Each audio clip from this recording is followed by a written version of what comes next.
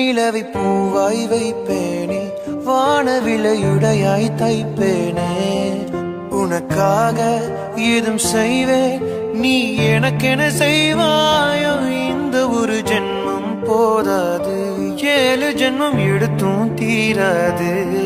அந்த தெய்வம் உன்னை காக்க தினம் தொழுவேன் தவறாது. என்ன நான் கேட்பேன் தெரியாதா, இன்னமும் என் மனம் புரியாதா.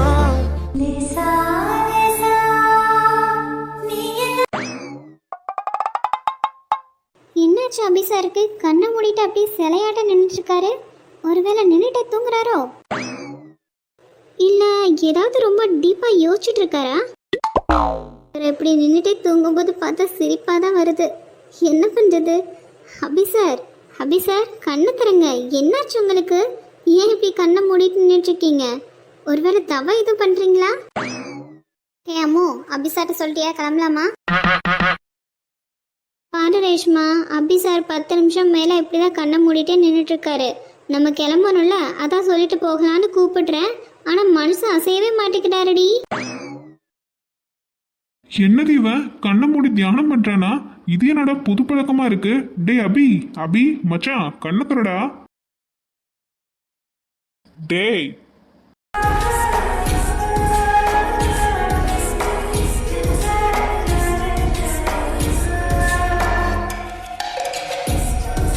என்னது இது?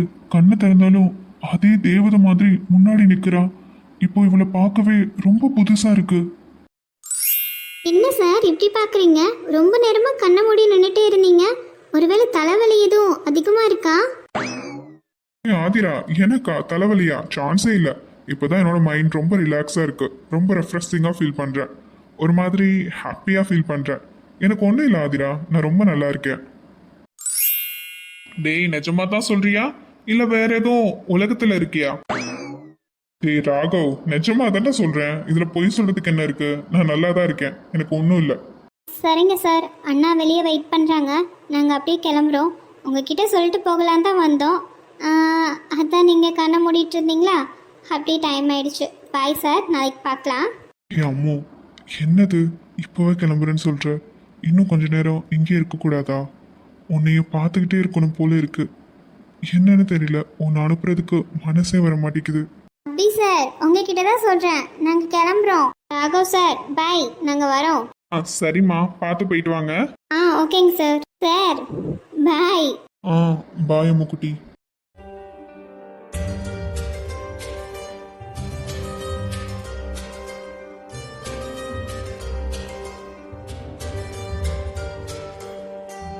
டேய் அபி, என்னடா நடக்குது? அந்த பொண்ணு பார்க்கும்போது நீ அவளை பார்த்த அந்த பார்வை சரியில்லையே. ஏதோ அந்த பொண்ணை இப்போதான் முதல் தடவை பார்க்குற மாதிரி புதுசா பார்த்தியே. என்னடா மேட்ரு? சம்திங் ஓடுதா?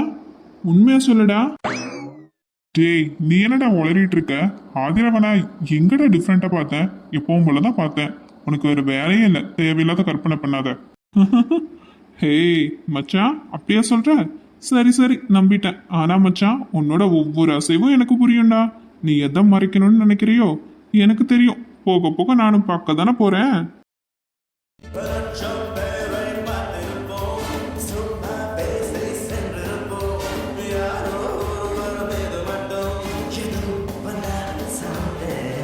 வேற ஒருத்தன். சரி வாட, நம்மளும் வீட்டுக்கு கிளம்பலாம். திவ்யா வேற வெளியே வெயிட் பண்ணிட்டு இருப்பா. அவளை ஏர்போர்ட்ல இருந்து ஸ்ட்ரைட்டா இங்கேயே கூட்டிட்டு வந்துட்டேன். முதல்ல அவளை வீட்டுக்கு கூட்டிட்டு போகணும். வா போலாம். கிளம்பு. சீக்கிரமாய் உன்னோட வாயால உண்மையை சொல்ல வைக்கிறேன். கொஞ்சம் பிஸி தான் மேம். 3 to 4 கேட்லாக்ஸ் உங்களுக்கு சென்ட் பண்ணியிருக்கேன். நீங்கள் மாடல்ஸ்லாம் பாருங்கள். பார்த்துட்டு உங்களுக்கு எது ஓகேன்னு சொல்லுங்கள். 3 to 4 டேஸில் உங்களுக்கு ரெடி பண்ணி கொடுத்துடலாம். நான் இப்போ இங்கே கோயம்புத்தூரில் தான் வந்திருக்கேன். ஆமாம். Okay ma'am. Sure ma'am. Thank you. It's okay ma'am. No problem ma'am. நீங்கள் பொறுமையாக பார்த்துட்டே சென்ட் பண்ணுங்கள். பார்த்துக்கலாம் மேம். ஒருவேளை ஆஃபீஸில் என்ன ஒர்க் முடியலையோ? என்ன பண்ணுறான்னு தெரியல. நான் வெயிட் பண்ணி 10 minutes மேலே ஆச்சே. கால் பண்ணி பார்க்கலாமா? பார்த்து. சாரி, நான் ஃபோன் பேசிட்டே அப்படியே பார்க்காம வந்துட்டேன். ஃபோன் பேசுறதுலாம் ஓகே, அதுக்காக இப்படியா? கொஞ்சம் முன்ன பின்ன பார்த்து நடங்க. ஐயோ சார், விட்டுறாதீங்க சார், என்னோட கால் ஸ்லிப் ஆயிடுச்சு. பயப்படாதீங்க, நான் இருக்கேன்.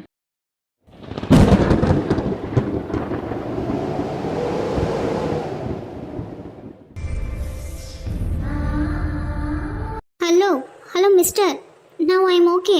என்னை விடுங்க. நான் சொல்றது உங்களுக்கு கேக்குதா?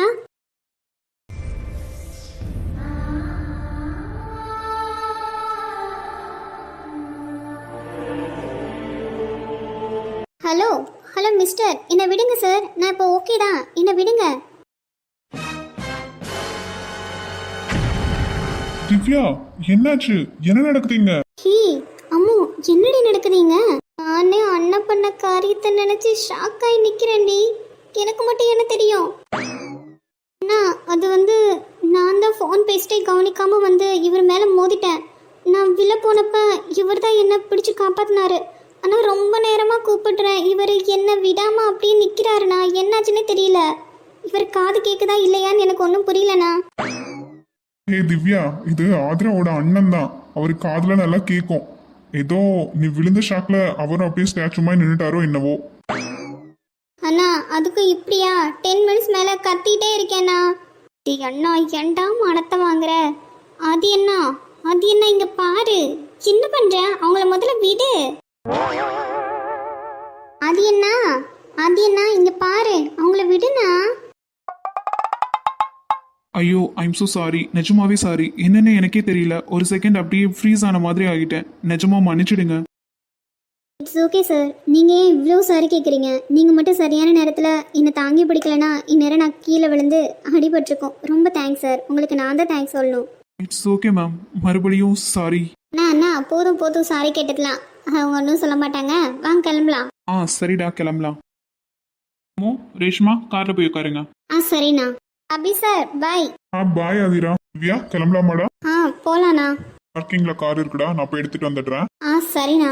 ஆமாச்சா, அப்படியே 2 பேருமே கார் எடுத்துட்டு வந்துடலாம். சரிடா. என்னது, இவரை இன்னைக்கு தான் முறையாக பார்க்குறேன். ஆனால் மனசு ஏன் இவ்வளோ வாரமாக இருக்கு? இவரை இதுக்கு முன்னாடி பார்த்தது போல இருக்கு, பார்க்காத போலவும் இருக்கு.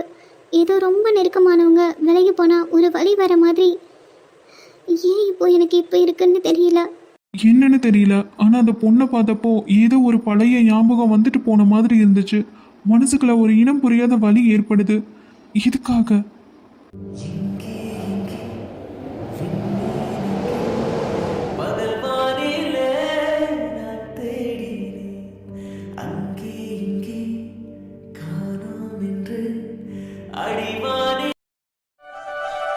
அஜய், விக்ரம் சாரோட ஹாஸ்பிட்டல் எவ்வளோ பெருசா இருக்குல்ல?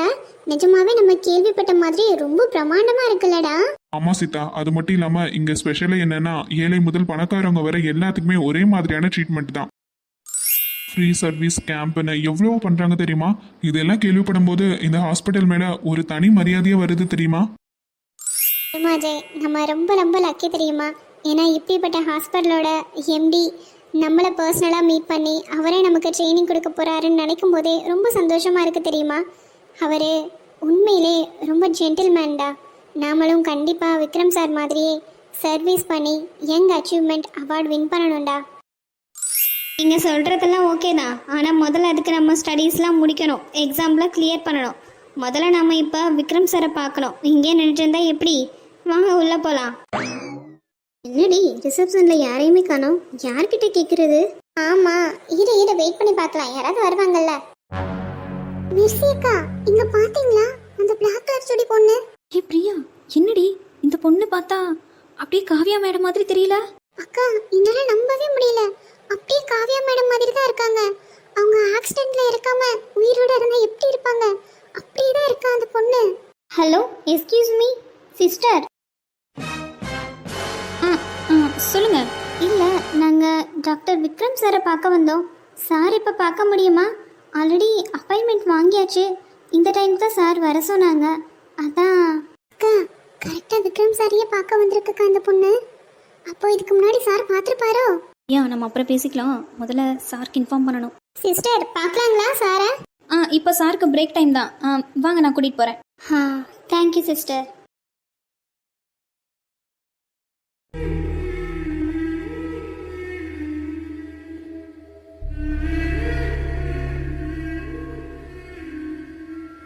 விக்ரம் சார். ஹே கைஸ், ஒரு வழியா ஃப்ரீ ஆயிட்டீங்க போல. உட்காருங்க. என்ன சாப்பிட்றீங்க? Tea R coffee? It's okay sir, அதெல்லாம் வேண்டாம். இப்போதான் காஃபி குடிச்சிட்டு வந்தோம் சார். நிஜமாவே நாங்கள் கேள்விப்பட்டதை விட உங்கள் ஹாஸ்பிட்டல் அண்ட் பேஷண்ட் கேர் ரொம்ப ரொம்ப அமேசிங் சார். ஆமாம் சார், படிப்பை முடிச்சுட்டு எப்போ இங்கே வந்து ஜாயின் பண்ணி எங்கள் சர்வீஸை ஆரம்பிப்போன்னு எங்களுக்கு இப்போவே ரொம்ப ஆசையாக இருக்குது சார். வாவ், நிஜமாவே உங்களை பார்க்கும்போது எனக்கு ரொம்ப வியப்பாக தான் இருக்கு. உங்களோட விஷன் அவ்வளோ கிளியராக இருக்கு. உங்களை மாதிரி ஆர்வமாக இருக்கிற ஸ்டூடெண்ட்ஸ் தான் எனக்கு வேணும். வெறும் பணம் மட்டும் முக்கியம்னு நினைக்காம சர்வீஸ் செய்யணும்னு நினைக்கிறீங்களே, ரியலி கிரேட் கைஸ்.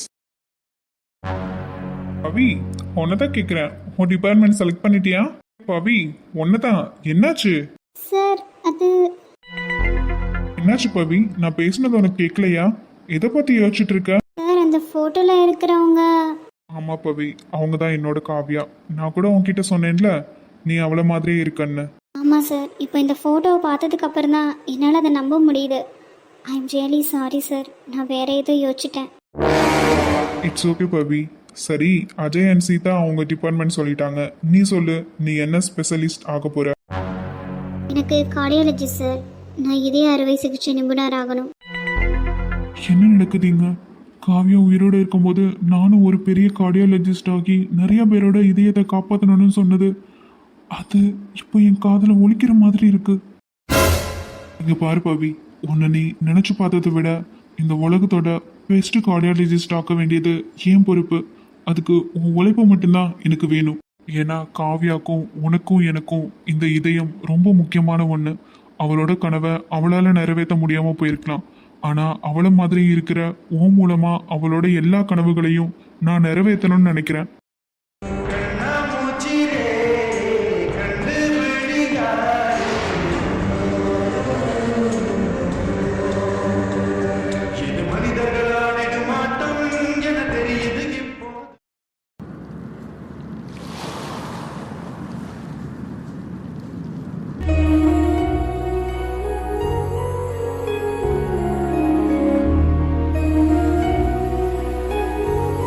சித்து சார், எனக்கு ரொம்ப பயமாக இருக்குது சார். ஏன் இப்படி பண்ணுறீங்க?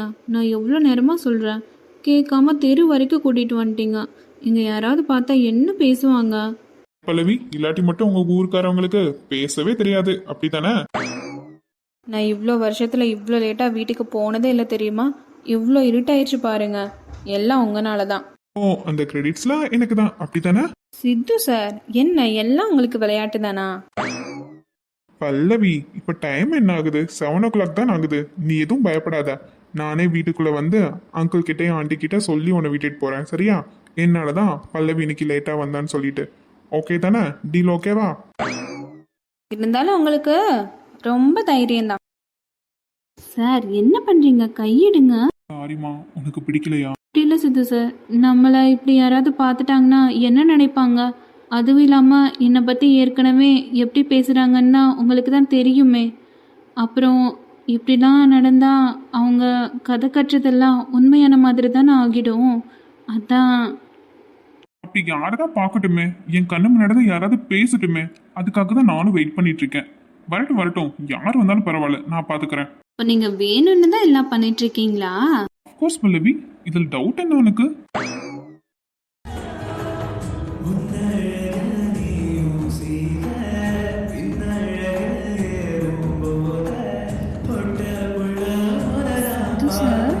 ப்ளீஸ் பல்லவி, ஒரு 2 minutes ப்ளீஸ் ப்ளீஸ் ப்ளீஸ்.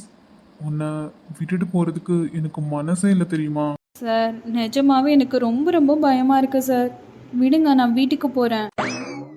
போன்றதுல இருக்காத பல்லவி, உனக்காக இவ்வளோ தூரம் வந்திருக்கல, எனக்காக கொஞ்ச நேரம் என்ன பேச மாட்டியா ப்ளீஸ்? செல்லம் ப்ளீஸ் சார், நீங்கள் புரிஞ்சுக்கோங்க. யாராவது பார்த்துட போகிறாங்க. ஹே பல்லவிமா, கொஞ்சம் அமைதியா இருவேன். நான் காரணமாக தான் இங்கே வந்தேன். கண்டிப்பாக யார் பார்க்கணும்னு நினைக்கிறாங்களோ அவங்களா பார்க்கட்டும். அதில் என்ன இருக்கு? நீ நான் கல்யாணம் பண்ணிக்க போகிற பொண்ணு இல்லை, என் பொண்டாட்டியாக்க போகிறவ. சொல்லப்போனா நீ என்னோட பொண்டாட்டி தான். யார் என்ன சொன்னாலும் நம்ம 2 பேரையும் பிரிக்க யார் ஐடியா பண்ணாலும் இந்த சித்து கிட்ட எந்த பிளானும் பலிக்காது. இங்க பாரு செல்லம், நீ ஏன் டென்ஷன் ஆகுற? இப்போ கொஞ்ச நேரம் முன்னாடி காலைல வரும்போது எவ்வளோ ஸ்வீட்டாக பேசிட்டு வந்த. உன்னோட சிரிப்பு இருக்கு பாரு, அது எவ்வளோ அழகு தெரியுமா? இப்போ இங்கே வந்த உடனே அந்த சிரிப்பில் எங்கே போச்சு? நீ எதுக்கு மற்றதெல்லாம் பற்றி திங்க் பண்ணிட்டு இருக்க? பல்லவிமா, எனக்கு ஒன்றும் ஆகாது. நீங்கள் எதையும் போட்டு குழப்பாம நார்மலாக இரு, சரியா? சித்து சார், நான் பயப்படுற விஷயம் ஒன்றே ஒன்று தான். என்னால் உங்களுக்கு எந்த ப்ராப்ளமும் வரக்கூடாது. ஏன்னா இதுக்கு முன்னாடி நடந்த விஷயங்கள்லாம் அப்படி தானே இருந்துச்சு. அவங்கள மாதிரி உங்களுக்கு எந்த வித ப்ராப்ளமும் வரக்கூடாது சார். ஏன்னா உங்களுக்கு ஒன்றுனா என்னால் அதை தாங்கிக்கவே முடியாது சார். நான் மனசில் அவ்வளோ ஆசையை வளர்த்துட்டேன். உங்களுக்கு ஒன்றுனா என்னால் சத்தியமாக பொறுத்துக்கவே முடியாது சார். ப்ளீஸ் நீங்கள் கிளம்புங்க. இப்போ கூட அந்த கருப்பு ஆடு நம்மளை கவனிச்சிட்டு கூட இருக்கலாம். அதனால் நீங்கள் சேஃபாக வீட்டுக்கு போங்க சார். நீங்கள் வீட்டுக்கு போனதுக்கப்புறம் தான் நான் நிம்மதியாக தூங்கவே முடியும். இன்னைக்கோ நாளைக்கோ என்னைக்குனாலும் கண்டிப்பாக அந்த ப்ராப்ளம் எனக்கு வரணும்னு எனக்கு ரொம்ப நல்லாவே தெரியும் பல்லவி. அதுக்காக இந்த நிமிஷம் உன் கூட நான் ஹாப்பியாக இருக்கணும்னு நினைக்கிறேன். அதை சாக்ரிஃபைஸ் பண்ண என்னால் முடியாது. என்ன நடந்தாலும் நான் பார்த்துக்கிறேன். நீ எதுக்கு கவலைப்படுற? சரி, அதெல்லாம் ஒரு பக்கம் இருக்கட்டும். உங்கள் வீட்டில் எல்லாரும் பேசி என்ன பிளான் பண்ணியிருக்கீங்க? நம்ம அடுத்த ஸ்டெப் எடுக்கலாமா இல்லை வெயிட் பண்ணலாமா? இல்லை சித்து சார், எங்கள் வீட்டில் எல்லாருக்கும் ஓகே தான். ஆனால் அன்னைக்கு எங்கள் மாமாவை பார்த்தீங்கல்ல, அவர்கிட்ட தான் இன்னும் விஷயத்த சொல்லலை. அவர் எங்களுக்கு ரொம்ப முக்கியமான பர்சன்.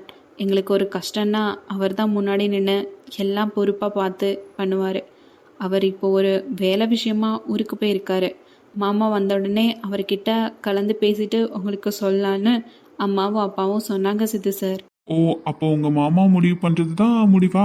அப்படின்னா ஒருவேளை உங்கள் மாமா என்ன வேணான்னு சொல்லிட்டா? என்ன சொல்கிறீங்க? இனிமேல் யாரை நினச்சாலும் யாரை தடுத்தாலும் இந்த பல்லவி இந்த சித்து சாருக்கு தான். அடுத்த ஜென்மன்னு ஒன்று இருந்தால் கூட அங்கே பல்லவி உங்களுக்காக தான் பிறப்பேன். இந்த வார்த்தையை இனிமேல் சொல்லாதீங்க சார். அப்படியா? யாரு பேசுறது? என்னோட பல்லவியா இது? ஆமாம், உங்கள் பல்லவி தான். சரி, நான் கிளம்புறேன், என்னை விடுங்க. அதெல்லாம் முடியாது. இப்போதான் எனக்கு ரொம்ப ரொம்ப பிடிச்சிருக்கு உன்னை. சித்து சார், ஏன் இப்படி பண்ணுறீங்க? நான் ஏதோ ஒரு உணர்ச்சி வசப்பட்டு உங்களை ஹக் பண்ணிட்டேன். அதுக்கு இப்படியா? விடுங்க, நான் போகணும். அது முடியவே முடியாது. எனக்கு இப்படி இருக்கிறது தான் ரொம்ப ரொம்ப பிடிச்சிருக்கு.